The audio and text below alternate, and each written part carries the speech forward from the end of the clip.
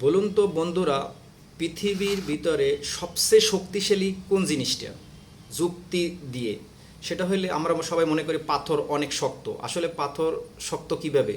পাথর তো হামার দিয়ে লোহা বা লোহার হামার দিয়ে পিটাইয়া গুড়ি গুড়ি করে ফেলায়, ছোট ছোট করে ফেলায়। তার মানে লোহা শক্ত। লোহা তো আগুনে আগুনে দিলে মোমের মতো গলে যায়। তার মানে লোহা শক্ত না, তার মানে আগুন শক্তিশালী। তার মানে আগুন, পানি দিয়ে আগুনকে নিভিয়ে ফেলানো হয়। তার মানে আগুনও শক্তিশালী না, পানি শক্তিশালী। আসলেই আমরা মনে করি পানি শক্তিশালী, কারণ পৃথিবীতে তিনের তিনের দুই অংশ পানি, এক অংশ স্থল। আর মানুষের পানি প্রত্যেকটা কাজে লাগে। পানির অপর নাম জীবন।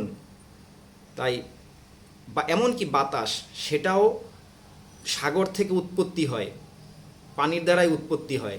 তাই আমি মনে করি পানি সবচেয়ে শক্তিশালী। অনেকে বলে পানির মতো সহজ, আসলে পানি অনেক সহজ না। পানি পৃথিবীর ভিতর সবচেয়ে কঠিন। এটা আমার যুক্তিতর্কতে, আমার যুক্তিতে ধরে, আমি যেটা মনে করি। আপনারা কি মনে করেন অবশ্যই জানাবেন, আশা করি।